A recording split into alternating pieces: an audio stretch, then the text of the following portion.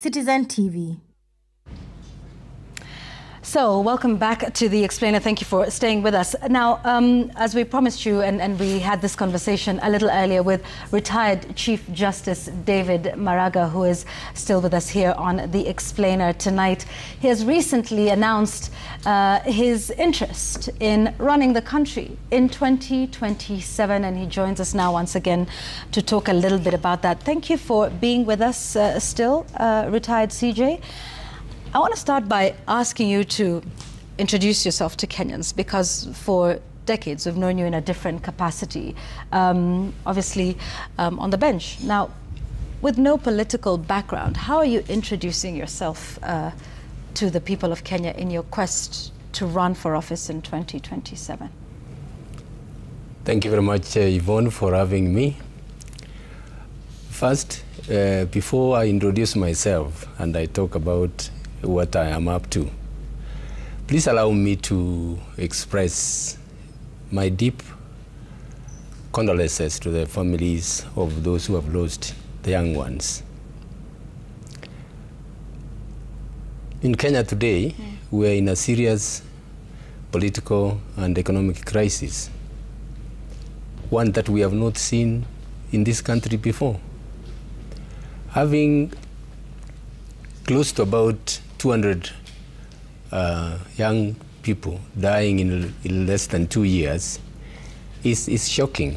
It's shocking. In the last 2 months, we have had more than 60. The numbers are increasing. This is shocking. When you hear the president ordering the shooting of Kenyan unarmed young people, I don't know how other people feel. I get shocked. I get shocked. The president has no powers. The CS has no powers to order the shooting of people. They are supposed to be protecting them. If there are any offenses committed, they are supposed to be taken to court. Are we being told that the police are helpless? They can't arrest those young people? It is quite shocking. So what is happening now is what we are also seeing. The president is weaponizing the justice system to deal with these young people. They're being called terrorists. These young people are not terrorists. These are young Kenyans whose only crime is to express their views, their constitutional rights, to demand their constitutional rights. Instead of being applauded and supported, they're being killed, they're being abducted. This is serious. When you talk about the numbers of those who have been killed, today tens of them were buried, including the 12-year Bridget, who was just watching TV in her mom's house. That tells you how indiscriminate the shootings were. Yeah. So it is something extremely worrying. Yeah. And as Kenyans, unless we take action, our country is going to the dogs. CJ, is that why you're running for office? Exactly. Exactly. Last year, just before June, I was watching what is happening in the country, and I was troubled. On 25th of June, I was just shocked at what I saw. Just as I'm sure every Kenyan was shocked. What did these young people do? Express their outrage. Why are they going to the streets? Why are they doing what they are doing? Because nobody cares about their interests. Nobody cares about their interests. So we are in a very, very awkward situation.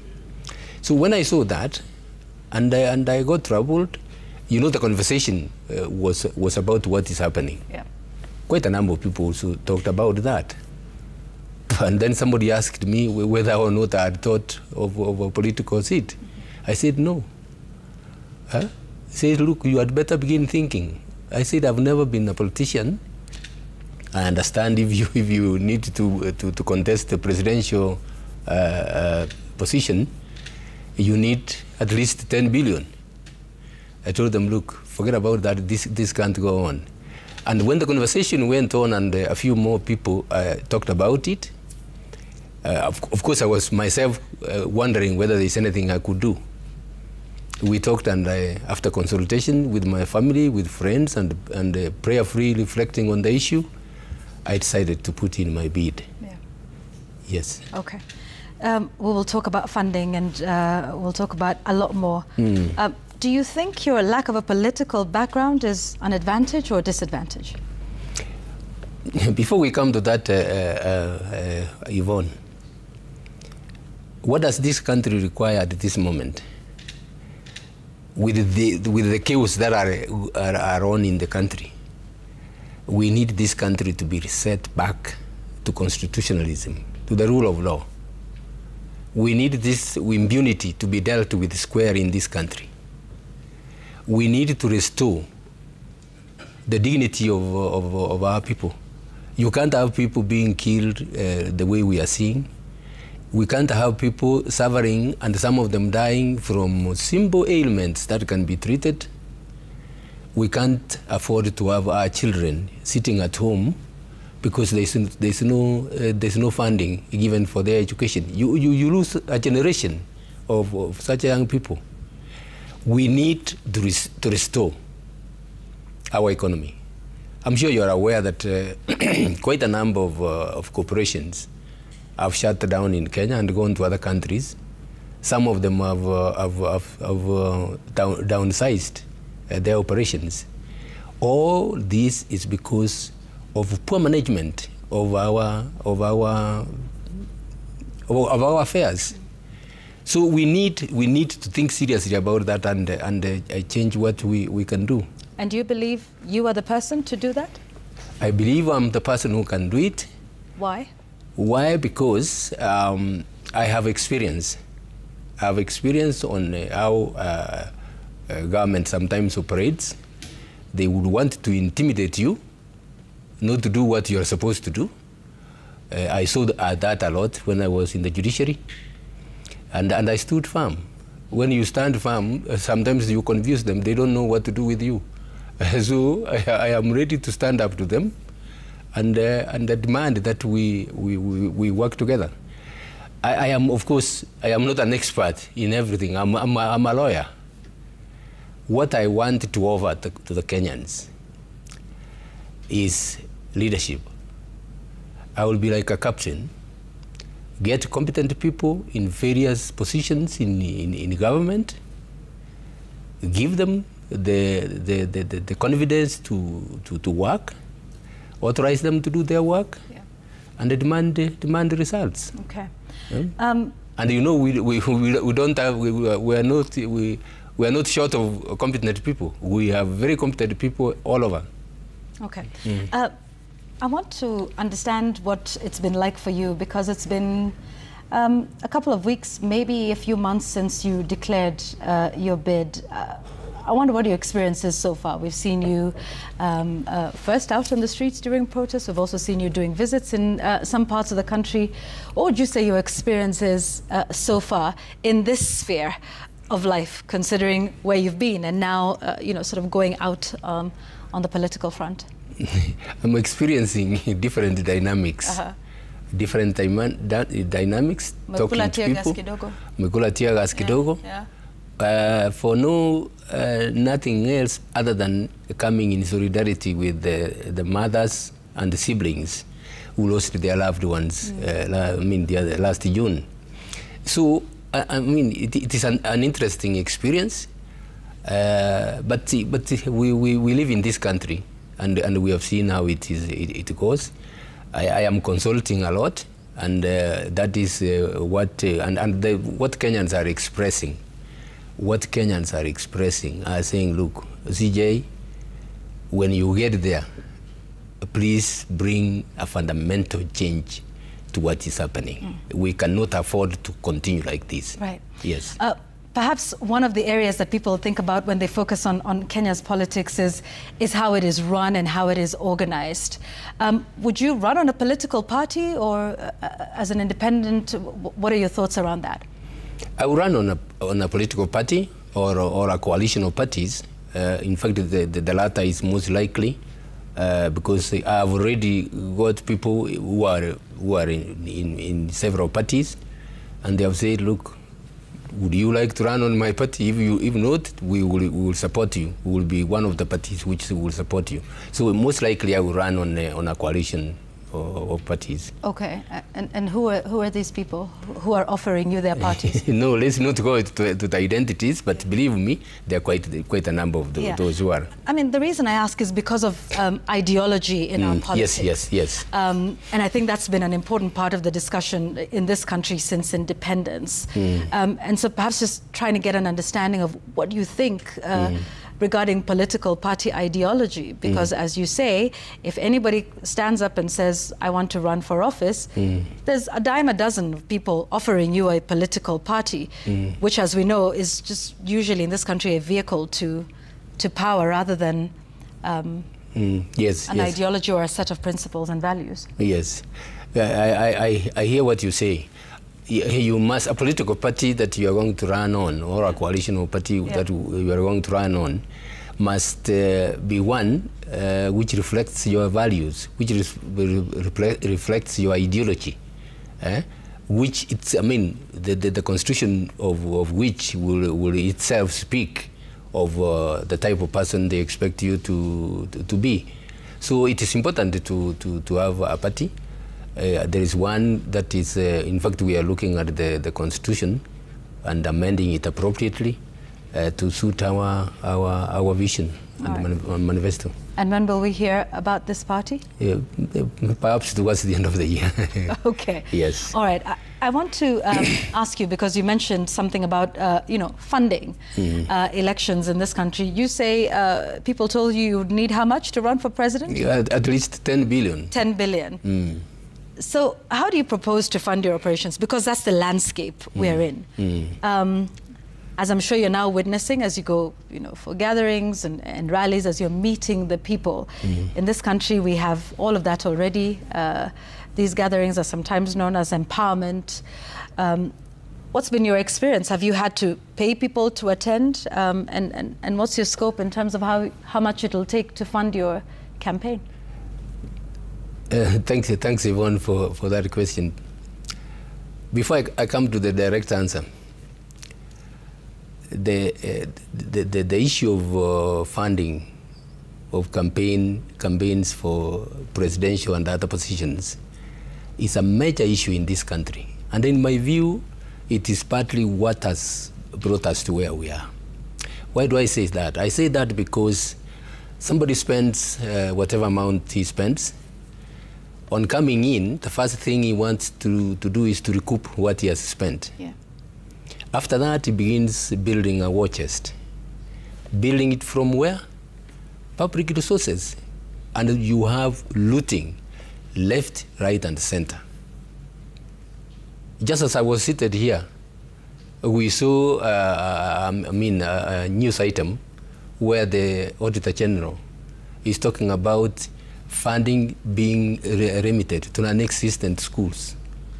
I have talked about budgeted corruption. That answers or tells the people what we are talking about. Huge sums of money. So one of the things I'm going to focus on is the electoral process in this country. When you demand or you make it so expensive, young people, our youths, will never get to elective positions. Our ladies, many of them with very little resources, will never get to elective positions. And that is not because that's the way it is supposed to be. No, it is the way it has been made. People come in, steal your money, use it, buy your what? Buy your votes, and go to steal more.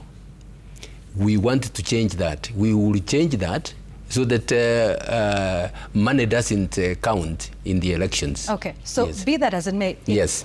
It does count in the elections. I mean, what should count? Fortunately or unfortunately? Yeah, unfortunately, yeah. Yes. Okay. What should count are expenses. Okay. I'm not saying that you're not going to spend any money. That's what I was going to say, because there is an amount of money that would be required. Yes. What I'm talking about is giving money to people to vote for you. Okay. What is going on around, I don't know what your view is, the empowerment, the so-called empowerment programs.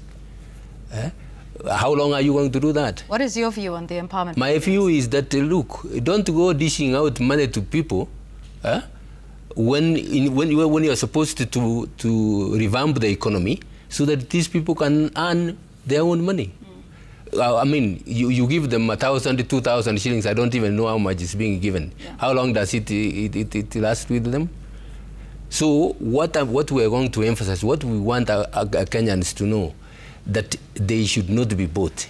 Okay. They should not be given a few hundreds of shillings, a few thousands on the eve of election and vote wrong people. Okay. Yes. So not to give the money to influence the vote. However, running a campaign costs money. Yes. You'll need to hire vehicles. You'll Correct. need to, Correct. PA systems or whatever it is. Yes. Have you done an assessment of what you will need and where you're going to get that money from? Yes. It is being worked. The details are being worked on. We will require quite a substantial amount of money. Do you know how much?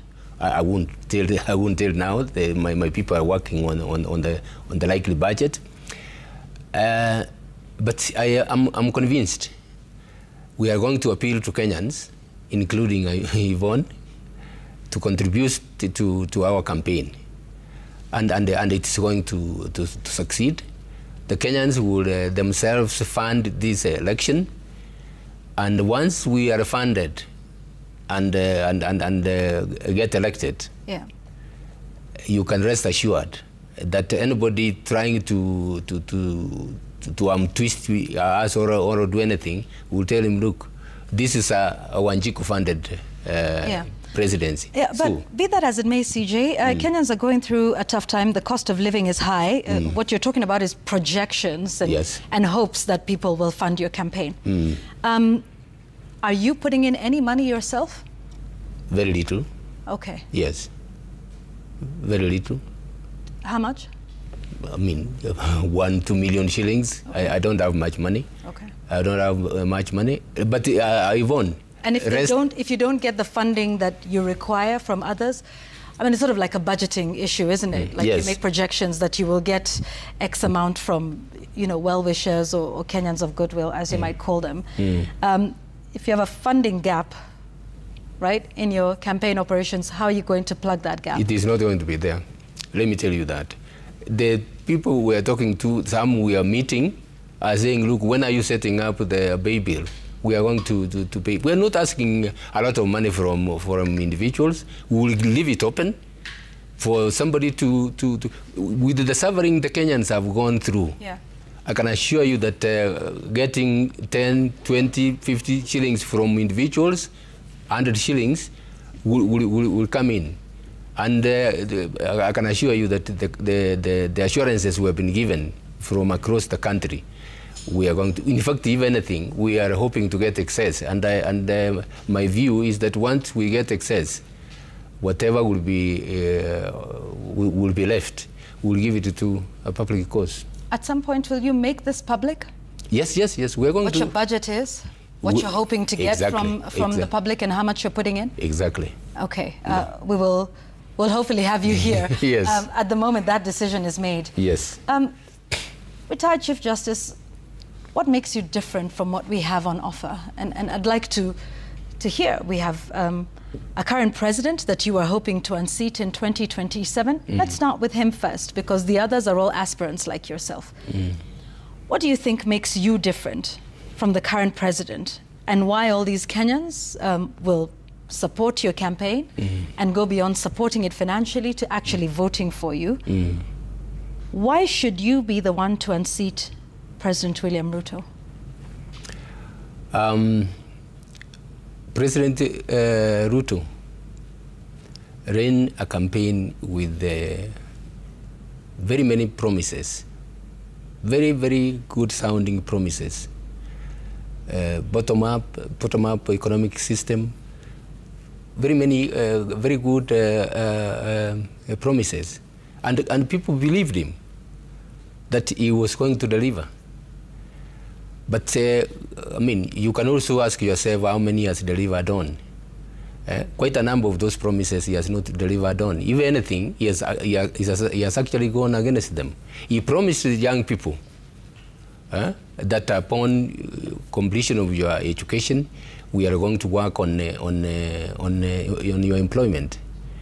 The employment opportunities are shrinking by the day because of the mismanagement of the economy, mismanagement of the political affairs. That, as I said earlier, has made businesses close down, and some of them moving to other countries. What we have seen are Kenyans being sent to other countries, and the reports we are receiving from those who have gone is they're being sent to slavery. They're being sent to slavery, and they are suffering. So with those promises, how do you expect the young people to react? The promises he made on infrastructure have just come to a standstill. Look at education. We have policies. I mean, there is really no clear policy on education, right from early child development, right to universities. Why? Because there have been quite a number of commissions that have been set up. Some of them have come up with very good recommendations. Those recommendations should be translated into policies. Those policies are lacking. So there's total confusion. You hurry, for example, transition from primary to early, junior secondary, with no facilities, with no infrastructure at all. And what the parents are left with is to see what they can do and fund that. The teachers themselves are not trained or are not prepared for that. So it's total chaos, total chaos.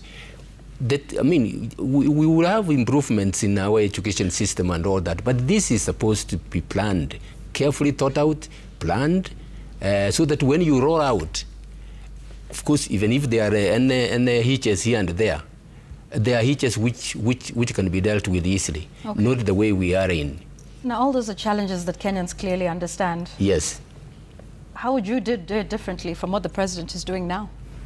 And indeed, all the problems that you are stating are the very same issues that are being stated by others who are seeking to run for office in 2027. Yes. What makes it you that will be the one that changes things? Thanks, Yvonne. As I told you, I'm listening to Kenyans. I'm listening to professionals. I'm listening to people in education. And what they are saying is they are not being given an opportunity to run. Like education is being interfered with, left, right, and center. Even the recruitment of teachers is being interfered with from State House. And as a result, some of the officers are disillusioned. So, as I said earlier, I am going to have a team. I'm going to have officers who are competent in their respective areas and allow them to work. So are you saying the team that is running the country now is not competent and are not allowed to work? What are you saying, CJ? They are being interfered with. They are being interfered with. When you get funding being sent to non-existent schools, somebody somewhere is asked to give back that money. Whatever they are, I mean, what is allocated to schools, some of it is not reaching the schools themselves. Yeah. And as a result, they are in difficulties. So it is all interference. So interference and competence, do you think the people who are running the various ministries and their boss are competent enough to do so? The report I have, the information I have, is quite a number of people are in positions they are least qualified for. And as a result, they don't even understand. In fact, their aim there is, what are you going to get and give back to those who are in power? Okay. Yes. I'd like us to understand now, you know, what's happened with respect to the rule of law. You're a lawyer, you're a legal expert, you've sat on the bench. I think you've served on both sides, right? Bar and the bench. Yes. Let's speak about the environment we're in now, particularly with, you know, the right to protest. How do we protect the right to demonstrate, particularly in an environment of violence, with respect to the police and how they conduct themselves? A moment to speak about the state of law and order in the country, from your perspective. Thank you, Yvonne. One of my major pillars is resetting the country back to constitutionalism. We have one of the best constitutions in the world, with elaborate provisions on literally every aspect of our lives. When it comes to human rights, we have an elaborate bill of rights. Demonstrations, what sometimes we call picketing, is there in the Constitution. And the regulations that are there is for whoever wants to demonstrate, whoever wants to picket, gives notice to the police. It's not seeking permission from the police to demonstrate. What he's doing is to give notice. That notice is intended for the police to ensure, because when you have very many people in a public place, there are criminals who can come in and take advantage of their presence and go breaking into people's properties, which happens.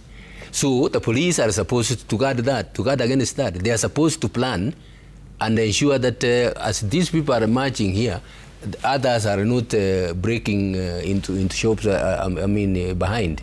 So, but that is not being allowed. And it's not only the demonstrations. The Constitution has not been implemented. It's not being implemented. You know, Yvonne, of the court orders that are issued against the government. They just looked at, they are sneered. They are sneered at, and nobody wants to, they are not being complied with. We are, impunity has reached the highest level it has ever been in this country. So unless we reset the country and get everybody to obey the law. How do you do that? How do I do it? Is in my administration, I will make it very clear, and I'm making it even from now, that everybody will have to obey the law, starting with me. Starting with me. There is nobody who is going to say he's a member of my family, so he cannot comply with the law. And if they don't? If they don't, I will myself deal with them. I will myself. That is a promise I'm giving to the Kenyans, that we have to reset back to the rule of law and deal with impunity. I want to give you a scenario. You're president. People want to march to State House. Others are in another part of the country, perhaps preparing to loot a supermarket. If people want to march to State House and you are president, what would you do? People want to march to State House, get police. Do what? Get police to restrain them. Haven't you seen that in other countries? Police go with shields. These people are not armed. These people are not armed. Shield and get them not to break. But the orders that are given is to shoot, to control. So you believe, because I just want to understand present circumstances versus if you were the person in power right now, is a march to State House a legitimate right of citizens? First of all, and to what extent? To what extent? Let's go back a little bit. Who are these who are demanding to march to State House? These are people who feel totally betrayed, like our young people. We have had marches in the past. We have had doctors, we have had teachers demonstrating on the streets, and there has not been any breakages. The young people have been forgotten. Nobody is listening to them. When they complain using technology, with the steroids, when they do that, what happens to them? They are abducted. Can you imagine? Abducted, I mean, a young person abducted because he's expressing his anger by that. And do you believe they can express their anger in a march to State House? Well, you know, if their problems had been listened to, I don't think they would get there. Okay, so now I want us to imagine a scenario where you are president, people are marching to State House. Yeah. Whether or not you've listened to them or heard them or not, I just want to understand what your thoughts are around that. So it's President Maraga in 2027 or 2028 and people are marching to State House. You will have, what do you do? You will have allow it? You will have known from intelligence that this is planned. Find a way of addressing those issues. When you address those issues, if there are enough few who will march there, if I was in State House, I would even walk out and tell them, young people, what is it that you want? Talk to them and find a way of addressing their issues. The issue is go to the root cause of the problem. Without going to the root cause of the problem, you're not going to solve the anger will continue increasing. Okay. Protests are a legitimate form of expression. Exactly. You are out on the streets. In response to that, the Deputy Speaker of the National Assembly, Gladys Boss, said this about you being on the streets. She said you are fueling protests while enjoying taxpayer-funded perks and pension. She said you are misleading children, destroying people's property. She went on to say, shame on you, Maraga, shame on you, Maraga, shame on you, Maraga. What is your response to that statement that was made on the floor of the House, and what is your response to Gladys Boss? Thank you. You know, Boss said that I am enjoying retirement benefits paid by the government. It is not the government who are paying me. It is the Kenyan people whom I served that are paying me. And I'm entitled to that pension like any other retired person who is pensionable. So, why, if I've retired, am I gagged? Am I supposed to be gagged? Am I not supposed to? Don't I have constitutional rights to do what I want legally, which is there? As I've said, about 60 young people were killed last year in demonstrations when they were demonstrating against the finance bill, which they said was punitive. And look at the circumstances in which that bill was passed. I mean, the MPs literally was nearing at the young people. And that's why the outrage was that great. Now, these people have not been compensated. Nobody has cared to think or express solidarity with them about their pain. These are parents, and I was moved myself, and I said, let me join these people, if only to tell them that Kenya, there are very many other people who are feeling for you. Yeah, yet she said you were misleading people's children. Look. And being part of a group that's destroying people's property. I want you to respond to those direct allegations. Yes. That statement of us is misleading itself. It's the first one which is misleading. I was not misleading anybody. I'm not the one who organized the demonstrations. The parents sent a notice to the police and said they were coming to demonstrate. And if my recollection is right, about a night before or 2 nights before, they were given assurances that you come and demonstrate, express your feelings. The police are going to protect you as you march. And I say, look, let us support these people. They are not alone. I mean, their pain is our pain as human beings, first as human beings and as a country. So I went and joined them. So for somebody to say that I am misleading, am I the one who is misleading all over the country? I have not made any particular statement that is inciting to those people, other than saying, look, what is happening to them is wrong, and we should, as a country, not allow it to go on. The president and other members of the executive called what happened out on the streets an attempted coup, an attempt to overthrow the government. You were out there yourself. Was it? We are yet to see any evidence of that. What I can tell you I saw are police marching with the hired goons besides them. It's like the police were supporting, were themselves supporting these goons who were terrorizing the young people. The destruction of property. The destruction of property is not by the young people who were demonstrating. Some could be by criminals who took advantage of that.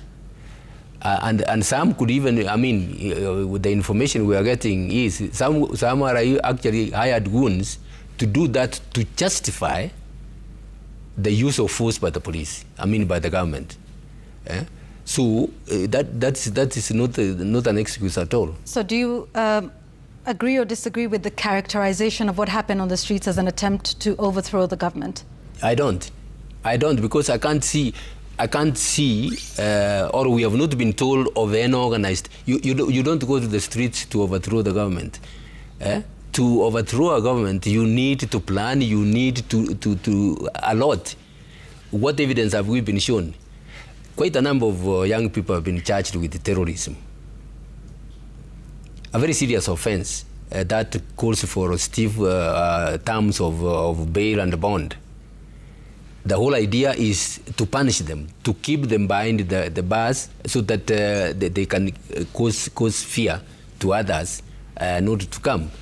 Those are not terrorists, I can assure you. These are young people who I mean, how do you terrorize the country with bare hands? We have not been told of anybody who was harmed.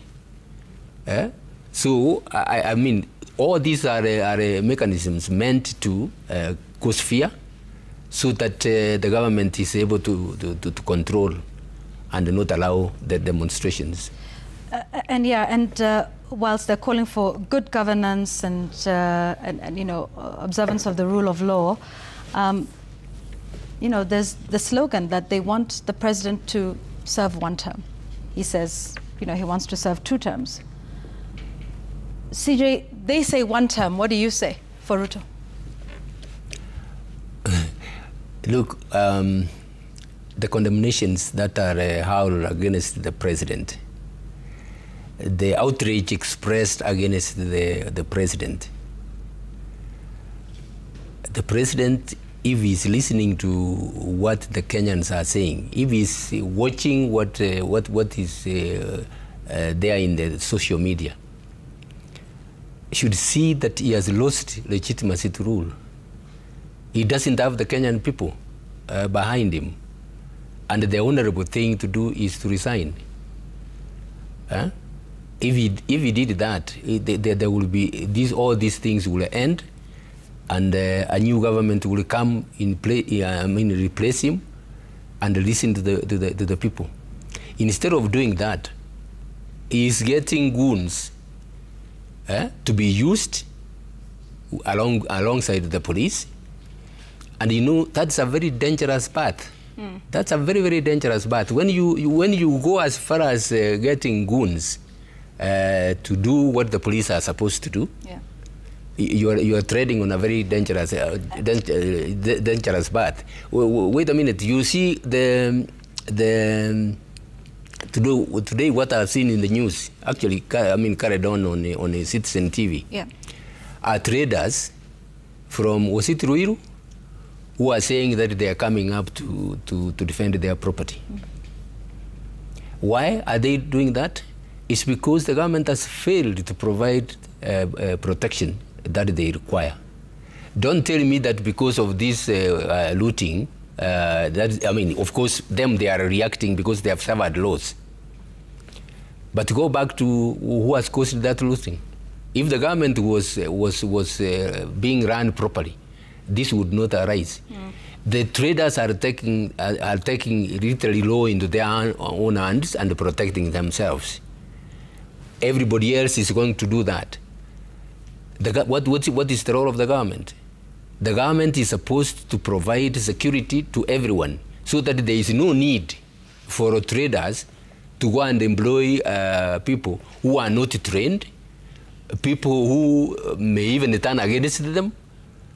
So it is, I mean, that's the chaos we are headed into. You're the legal expert in the room. On one side, there's people who say we want him to serve one term and then we go to an election. On the other side, you know, the president is himself saying these are illegal attempts to get him out of office. And of course, his supporters say he will serve 2 terms like his predecessors have done. I want to get your legal opinion, because you are an expert, surely all the way up until Chief Justice. Are the calls for him to run for 1 term illegal? What are the options for the president now? You yourself have said he's lost legitimacy to rule. And you've asked for his resignation. So give us that option in law. Couch that in legal for us. The resignation? What? Or the options that are available to him. Yeah. Between now and 2027? Yes. 2027 and beyond? Yes, yes. What these people are saying, 1 term, is that they're tired. They're tired of Ruto's governance system, and they are asking him to resign. Short of that, what the option that is there is for Parliament to do its work. Parliament has powers to impeach the president under the Constitution. The president has violated uncountable provisions of the Constitution.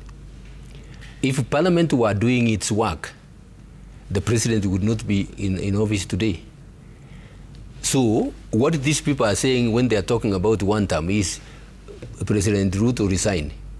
If you are not resigning, Parliament, are you listening? Impeach this president and get him out. Of course, the other option left there for the people is for the people there on their own initiative.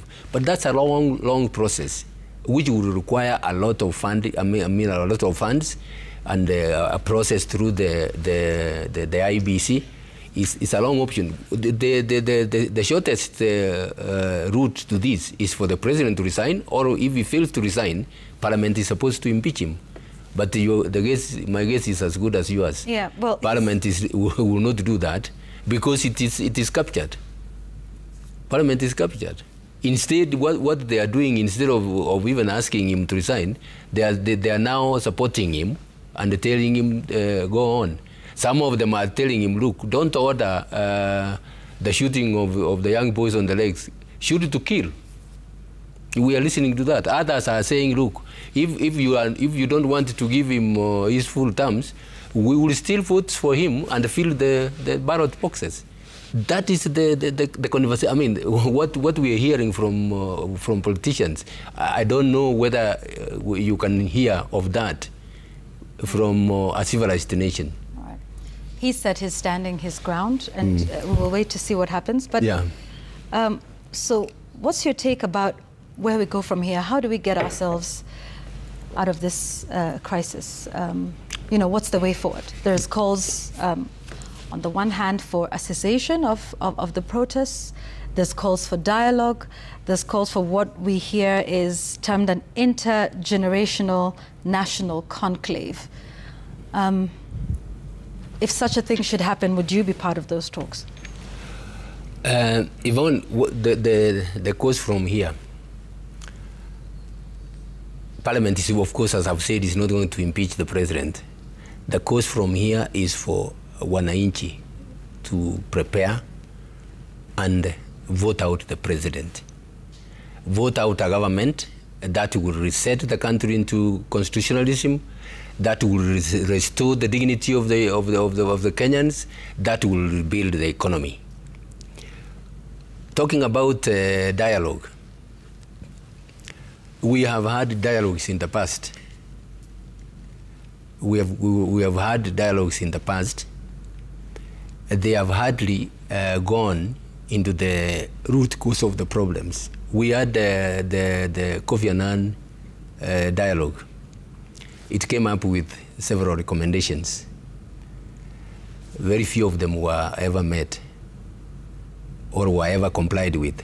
So to say that you are going to discuss the affairs of the youth by the government now setting the agenda, that's a joke.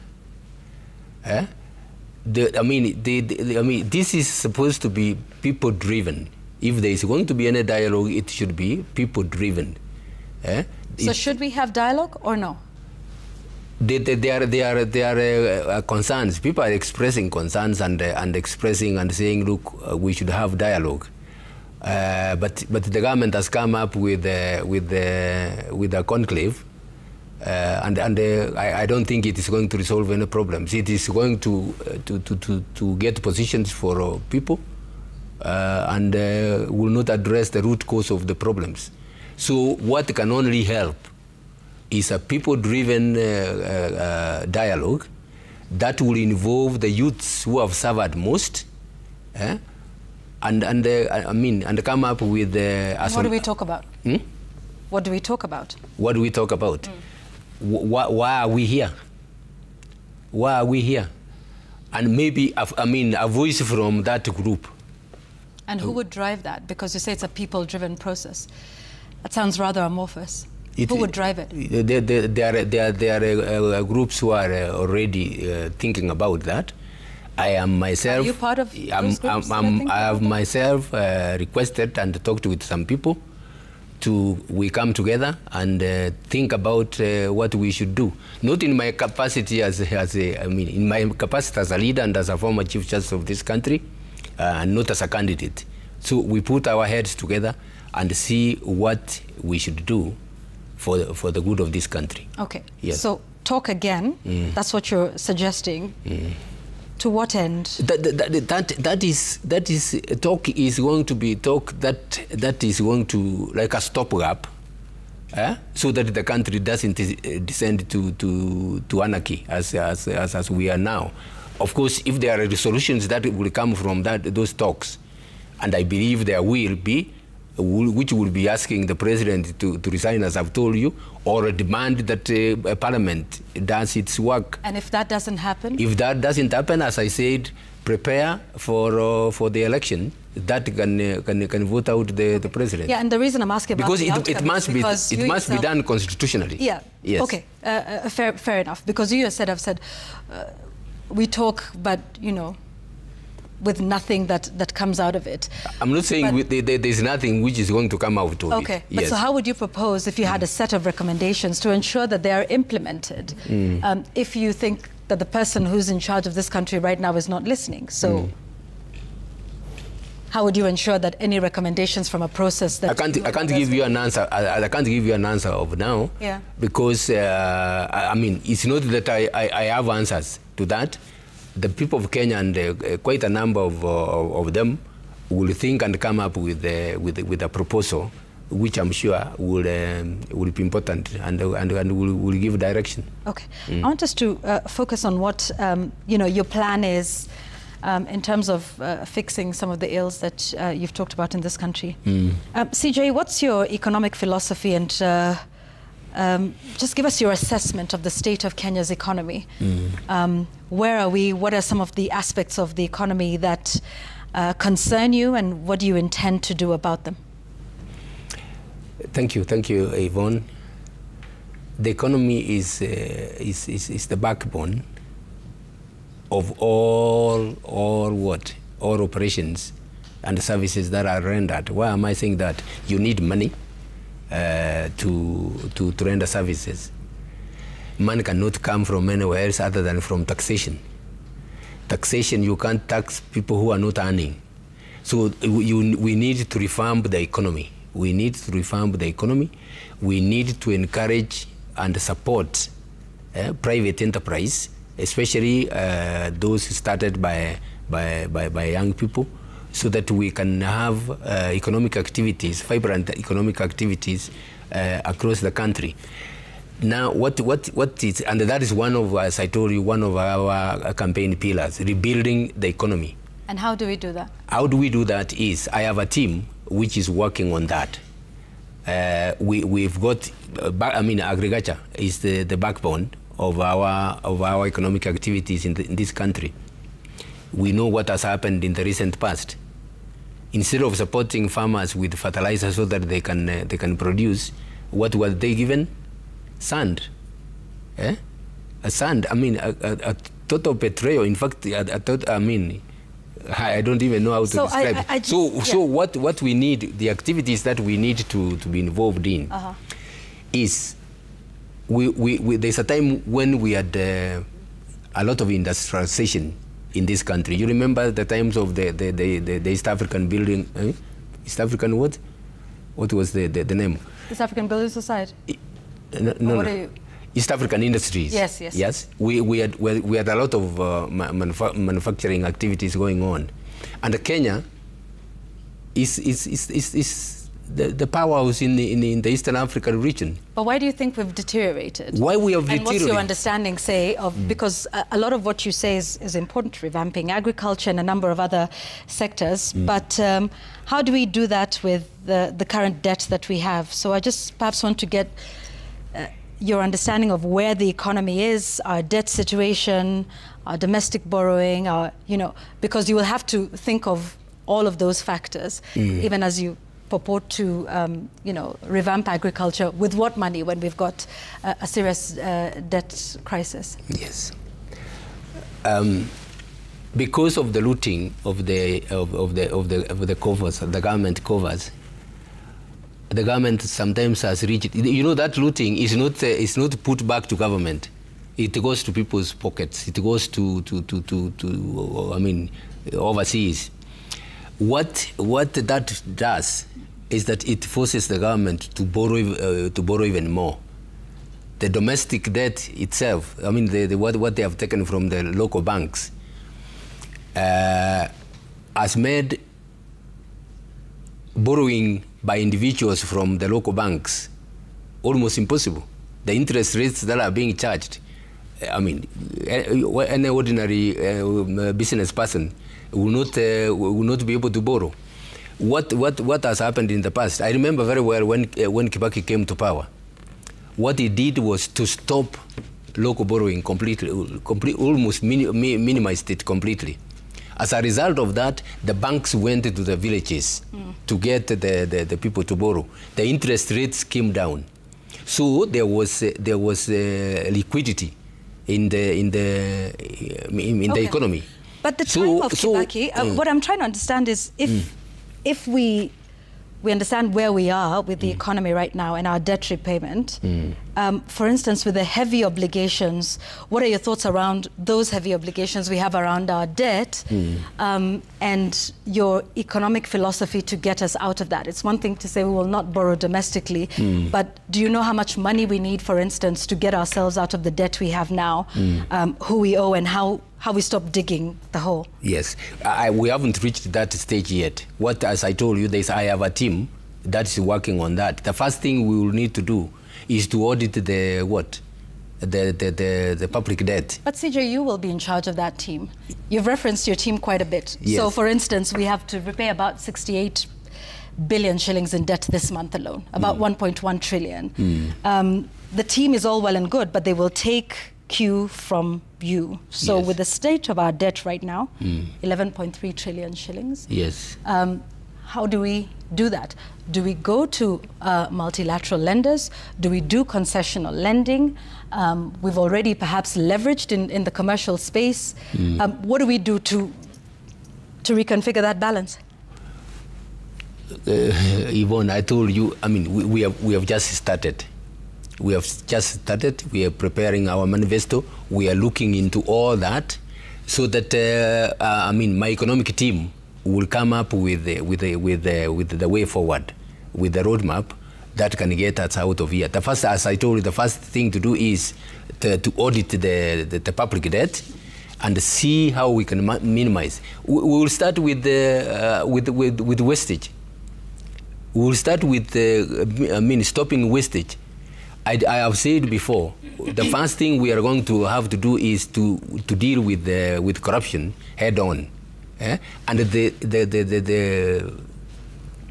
corruption we're talking about here is budgeted corruption. I referred to the funding that is being sent to non-existent schools. Yeah.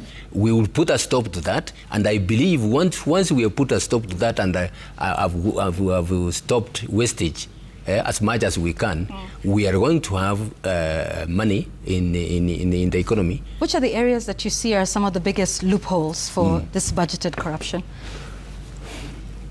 You know, the budgeted corruption is literally in all government bodies. So it is a question of, as I've told you, that is being audited. Is this money going, I mean, which has been given, going to the purposes they are intended? And you ask questions why. So once we come into power and say, look, come and tell us, explain your budget estimates, what we are going to use it for, how are you going to, and make sure that what is released goes to the purposes for which it was intended.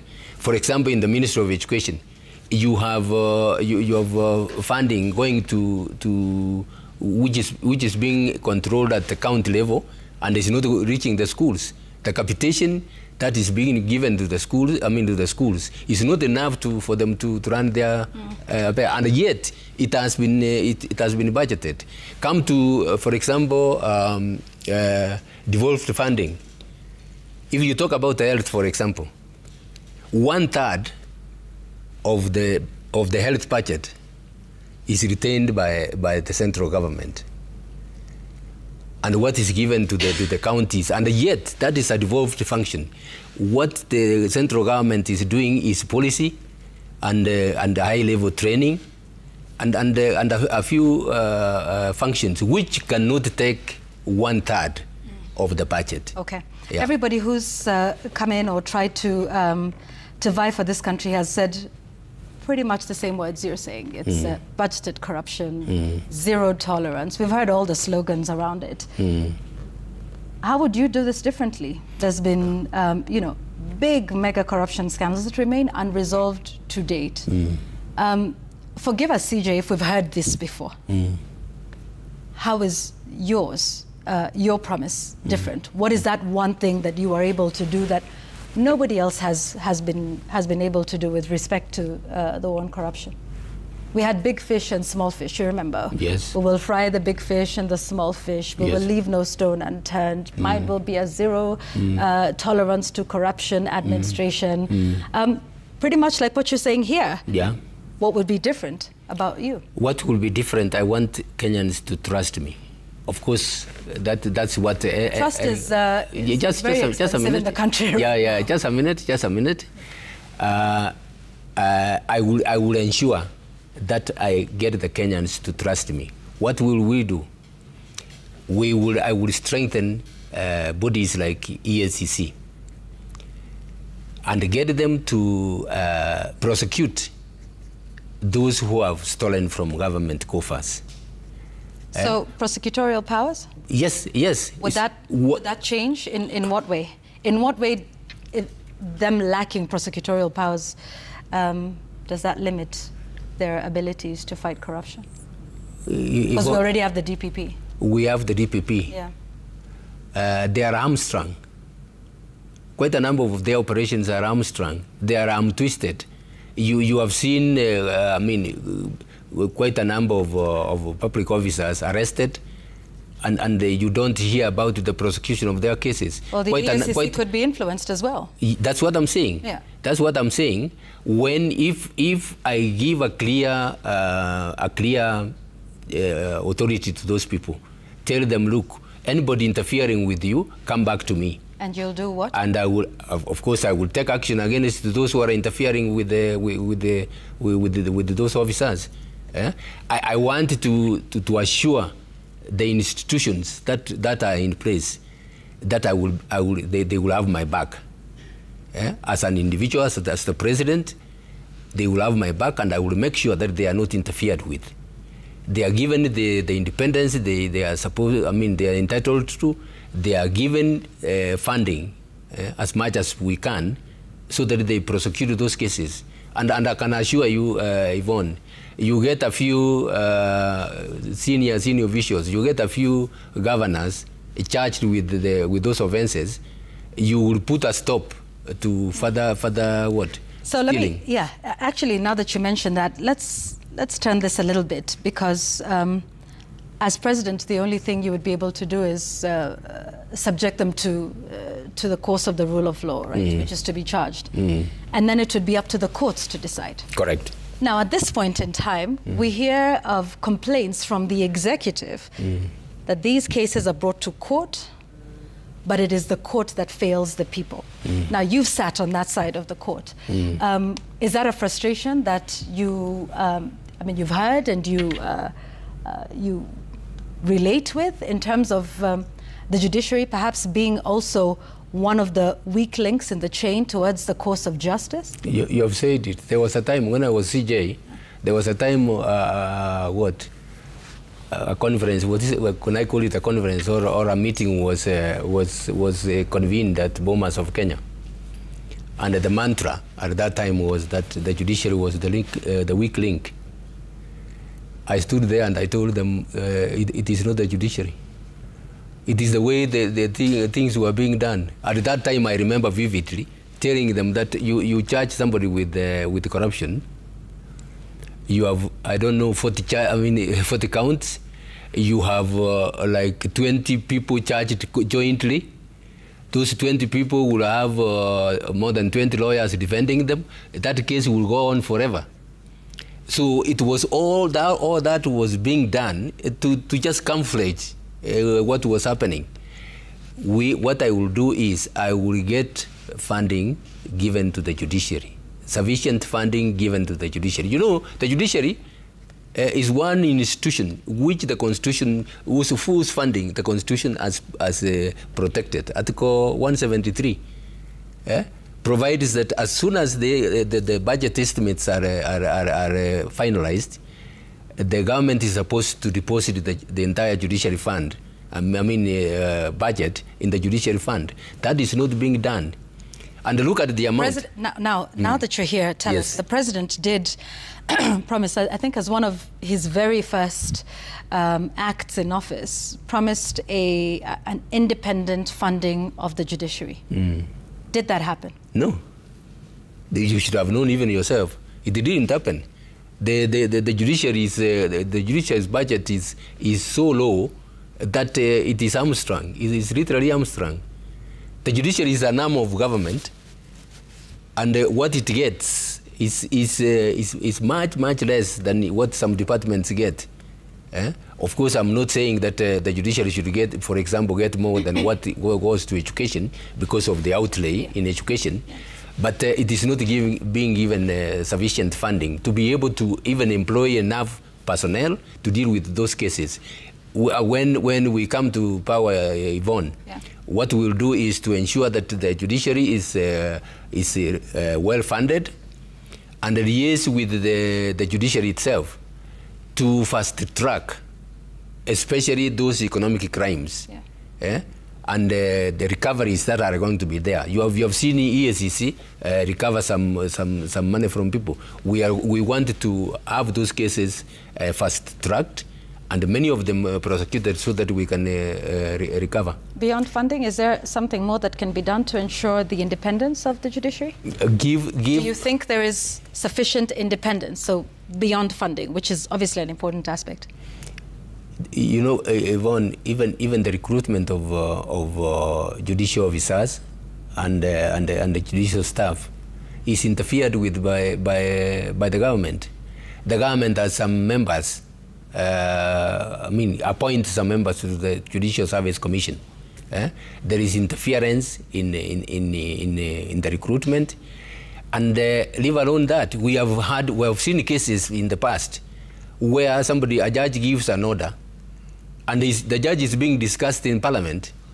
That what is this judge doing? One time I went. I went to Parliament for the State of the Nation address, and it was being raised. I think that time what was being raised was a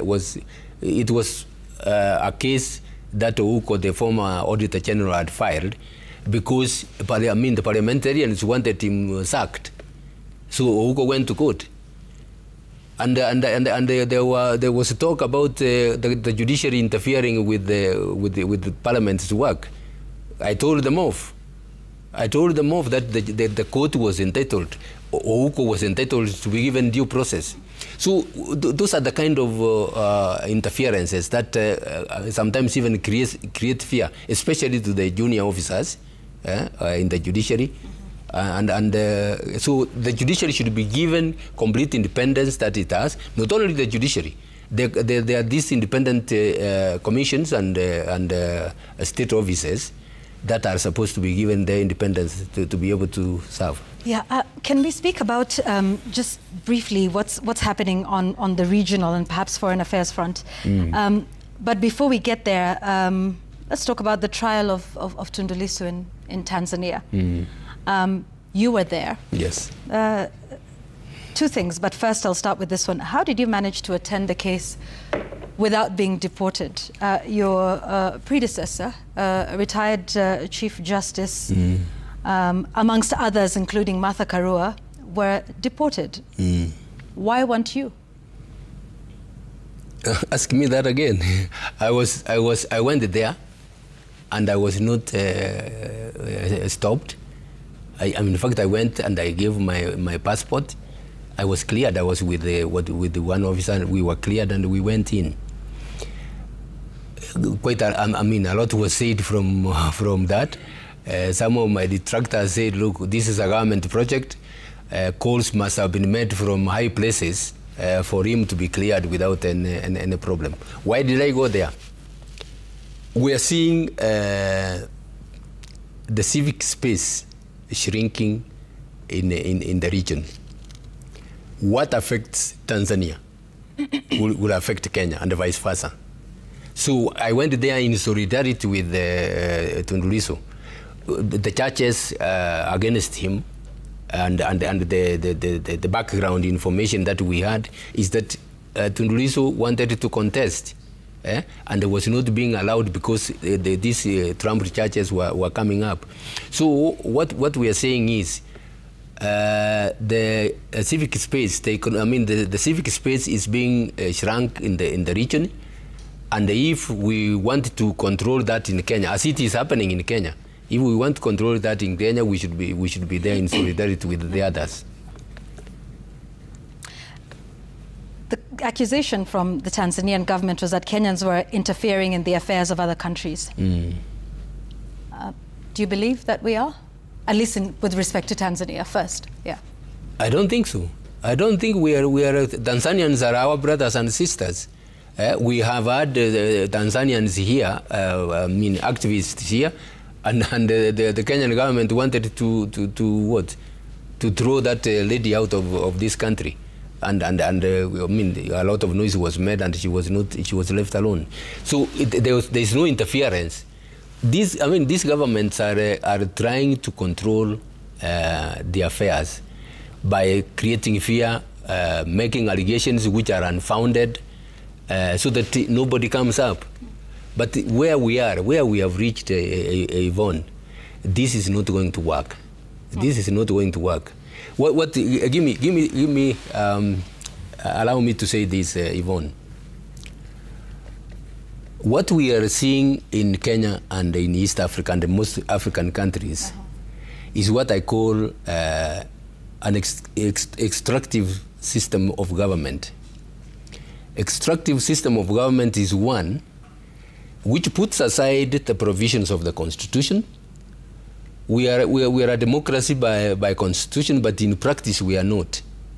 Those who come to power come, as I said earlier, and with the major purpose of looting from the public. So what do? They put aside the Constitution. Instead of implementing it, they start looting, and with impunity, they want to do whatever they want to do. That is there in other countries. If you read this book, Why Nations Fail, the authors state that when it goes on unchecked, it will get to a point when the citizens cannot take it anymore. They call that a critical juncture. And if nothing is done at that stage, the country will collapse, and we will all be sufferers. In my view, we have reached that stage in Kenya. Unless Kenyans come together and vote out this government, if we go on with Ruto with a second term, we are going to disintegrate. Okay. We are going to disintegrate, and we need to come together and elect a government that will restore the institutions, that will restore the economy, that will change the governance system so that the law is followed, the constitution is followed, and we enjoy our freedom and our economic activities. Okay, I want us to stay on the foreign affairs front for a moment. Yes. Because you say, well, at least with respect to what's happening in Tanzania, it wasn't interference. But what's your view with respect to how we've handled the issue in Sudan and the RSF?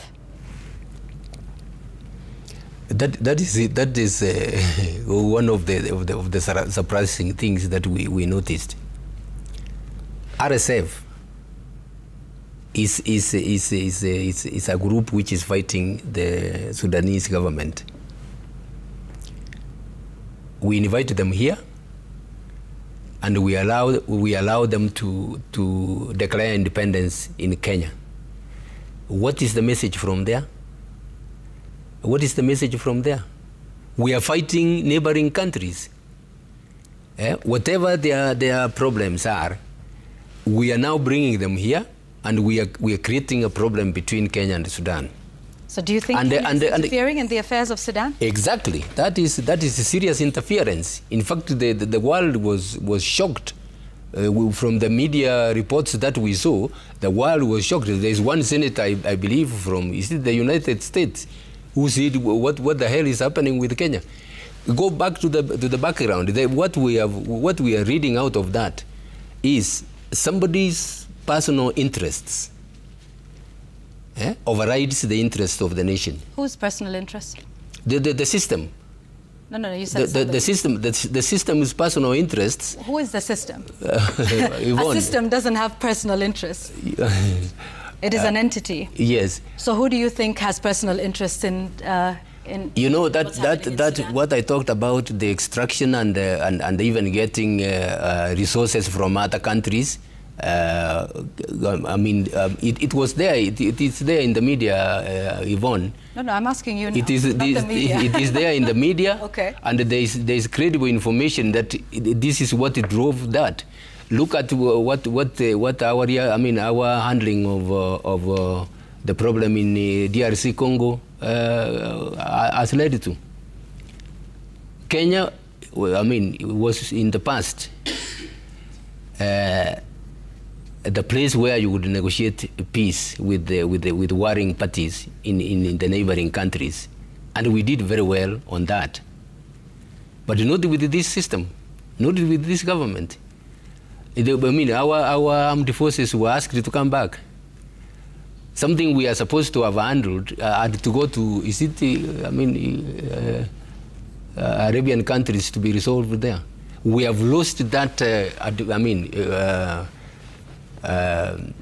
Key position we held in the region as peacemakers, and yet we are supposed to have that. So you believe? So what are you saying, that foreign policy, that private interests are overriding the national interests.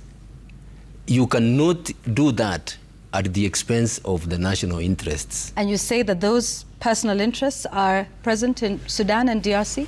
Yes, they are there. So as a result of that, now we are actually making enemies with these countries.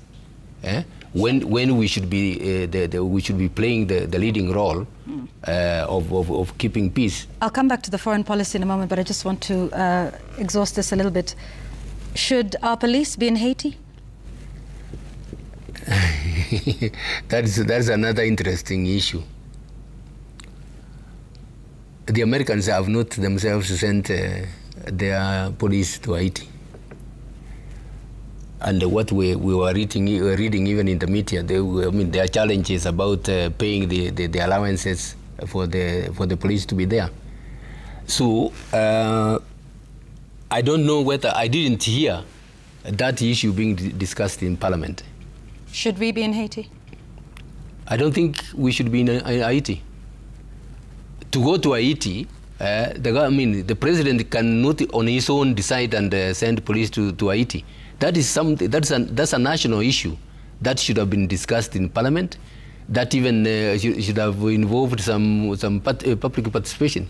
Our young people are dying in Haiti as a result of a hasty decision made without proper. But the courts cleared it and allowed them to be there. The courts have cleared it. Have they said that the initial decision was correct? I don't think that's what they have said. They are already there. So they continue. And one last one on foreign policy. Some of the Trump measures around the world that are also going to affect the country in one way or another. Your thoughts around perhaps the taxes that have been issued on foreign remittances. As you know, diaspora remittances are a huge part of the country's foreign direct investment. How would you deal with matters of the Trump tariffs? What do you think, in your assessment, has been the effect on the Kenyan economy and on certain aspects of it, and with respect to the taxes on foreign remittances around the world? Well, Trump has come with a very interesting tax regime that is affecting quite a number of countries. First of all, we used to get a lot of aid from USAID coming in. With the abrupt scrapping of that, people have lost jobs. Quite a number of activities have been affected. The taxation regime that has been put in place, which is affecting Kenya badly with the remittances. If we had good relations with America, that's something the government would discuss and get, because there are quite a number of other countries which are not being as taxed as heavily. Well, but with this one, it is what he calls his big, beautiful bill, that it's not necessarily about Kenya. But this is but the rates are different. Economic policy that is being put out, and they're saying that they're going to have taxes that are withheld, excise tax. So this is not necessarily about the relationship between Kenya and the US. This is a US global tax policy. That's a global tax policy, Yvonne. It is not uniform. The rates are different for different countries. It all depends on how they value your relationship with them. So that's what I'm saying. If you are going by the example of the East African region, how we have behaved in that, it so how tells do you propose? Okay, because there's the issue on remittances, on foreign diaspora remittances, but I suppose you're talking about the Trump tariffs, the trade tariffs, right? So how would you negotiate your way out of that one? What sort of leverage would you have? What we have had, Yvonne, and I think that this is what is affecting us here. We are flip-flopping on the foreign policy. On paper, Kenya is supposed to be non-aligned. Today we are in the east, tomorrow we are in the west, and these countries are saying, look, can we trust you with your relationship with us? So that kind of shift from the non-alignment to. So where do you think we're aligned to at the moment? I actually don't know where we aligned it. On paper, the policy which has been approved is non-alignment. When this government came to power, You saw what happened with the Western Sahara. Okay, but let's focus on Trump, because that's a big issue. Yes. How would you deal with the issue of his policies, and what would be your alternative measures locally, because it would be something you would have to deal with? Yes, I've not reached that stage where we are getting solutions. As I told you, this is work in progress. So you're at the problematizing stage. Yes, we are looking at all these problems, so that, I mean, I have, as I told you, I have experts in these various. Do you not think that you would want to have a solution towards? Of course. Because stating the problem is important, and I suppose understanding it. But the problems that you state are problems that Kenyans know and live every day. And when you're in a competitive political field, there would be some who would say, okay, so tell us what your thoughts are on the foreign policy, on the economy, and what those solutions would be. How long are you going to stay in the problematizing stage before you move towards giving people solutions as a credible alternative to what we already have in the market? Yes. Thanks, Yvonne. I started this hardly how many months ago? Hardly four months ago. In fact, you should commend me. I'm doing very well. So what we are doing is I have put together experts in this. Who are these experts, CJ? So that maybe we can try to understand, because you've perhaps, to use the phrase, adversely mentioned these experts. Maybe as a show of confidence to Kenyans, you'd want to tell us, these are some of the people that I have gathered around me who I feel have the confidence and the competence to help me lead. Is that something you're willing to disclose at this stage? Not at this stage. Why not? Not at this stage, because these are people who have offered their services free of charge to me. They have said, CJ, we are ready to assist you to develop a clear roadmap of what you are going to do. In due course, they will come. There are quite a number of officers, even when you are in government, there are quite a number of officers who are not front-facing, but are doing very good work. I mean, I can't aspire to come to a position like this one without getting or thinking about what I want for the Kenyans. Okay. Like on foreign policy. I mean, what I know is that from my international law knowledge, is that a country, the first priority is the interest of your country before you consider the interests of others. Not personal interests, but the national interests. So there are those people, and it just give me some time. Okay. Your final thoughts as we close our conversation here tonight? My final thought, Yvonne, is this. Ruto's government has failed the Kenyans. I have offered myself to lead a team that is going to come with a fundamental transformation of the governance system in this country. As I've said, we will stop the extractive system and get the country back to where it is supposed to be.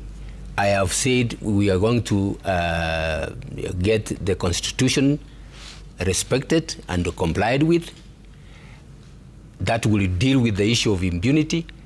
That will give dignity to the people of Kenya.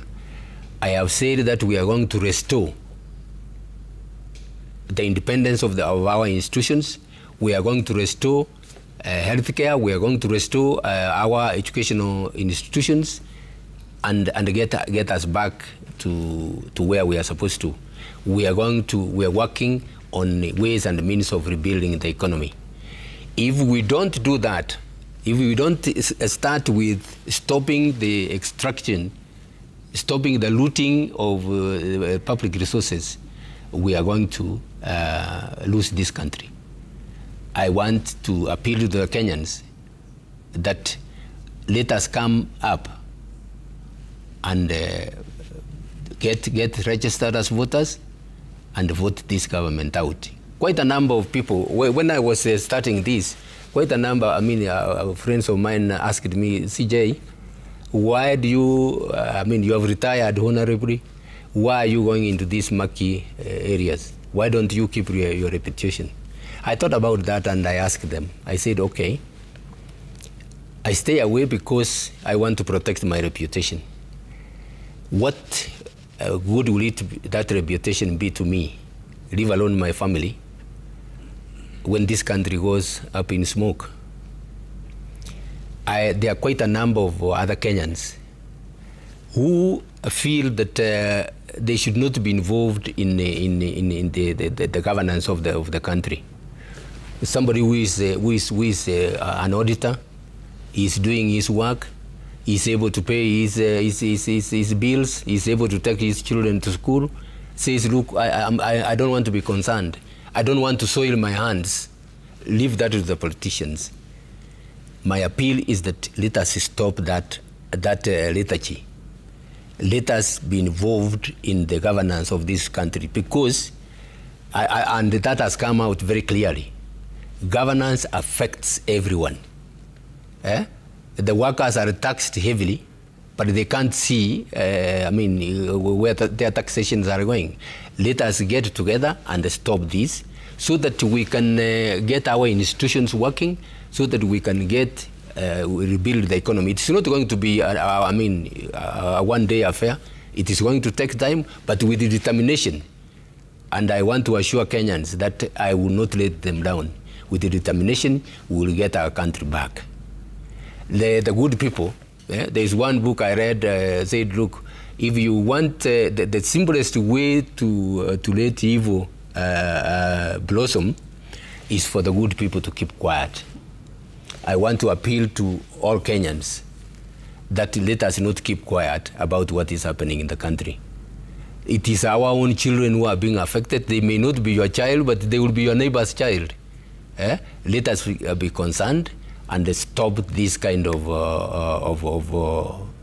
atrocities that is meted to our people. Okay. And we can do that when we come together and say no to this system by voting it out. Thank you very much. Thank you very much. Thank you for your time here. Retired Chief Justice David Maraga, on his quest to run for president in 2027. We thank you for your time. Let's take a break. We'll be right back.